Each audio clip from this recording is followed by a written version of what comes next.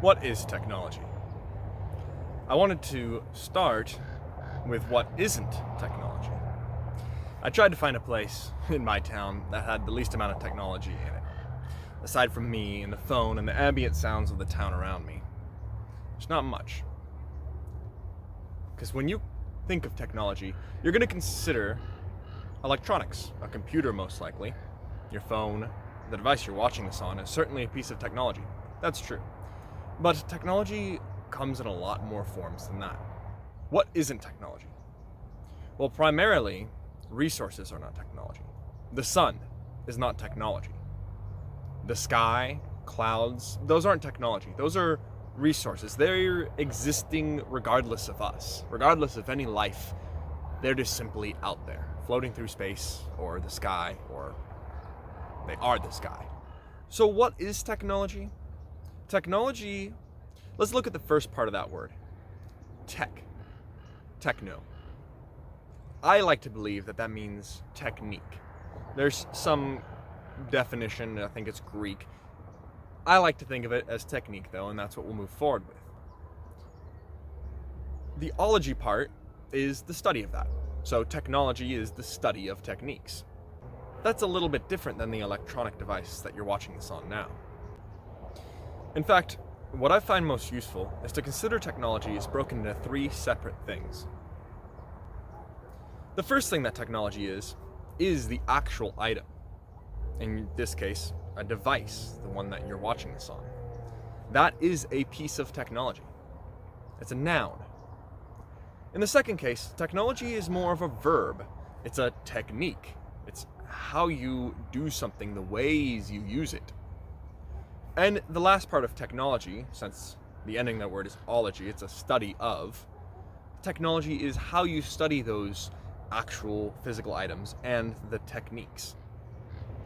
Here I have a simple piece of technology. Now this isn't electronic, this is just a metal spoon. But it is a piece of technology. The world didn't come into being with spoons in it. We had to create them, they had to be invented, and they're used in a certain way. So this is a very simple piece of technology. Now this one particular spoon is a piece of technology, but spoons in general is a technological concept. Spoons are invented, they are a culinary item, and they come in different forms. For example, I have a different particular spoon. In this case, this is a measuring spoon, a tablespoon. It's a separate piece of technology, invented for a separate reason, but they're very much related. As a verb, you think, obviously, you use a spoon to eat cereal or soup with. But I use these spoons in different ways. I have different techniques. This one I use to measure, and this one I use to eat with. The noun part of a technology is only half the story. The verb is the other half.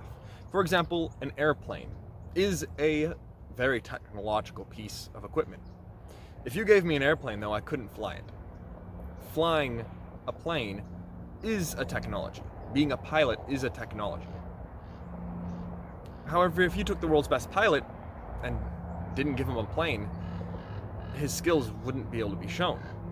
You need both the noun and the verb to have a fully fledged technology. Technology is also a study. Studying the actual physical items and the techniques, how those are learned, how they relate to solving a problem, that's technology at the broadest, most generalist scopes. But technology kind of filters into different fields. For example, if I find a spoon in a cave, and this spoon would be tens of thousands of years old, I could study it and the way the people who created it used it, with the methods they used to create it. That's archaeology, and possibly anthropology. Studying how people learn is sort of psychology and sociology. But since I'm studying techniques, it's still sort of technology. I'm studying techniques. I like to think of technology, when you're referring to it as the study, as a very broad and general scope of inquiry. It's sort of like science. You could be a scientist, or you could be a virologist. You could be a technologist, or you could be an anthropologist. It's a method of looking at the world. Now, of course, studying technology, you have to have techniques for that. So,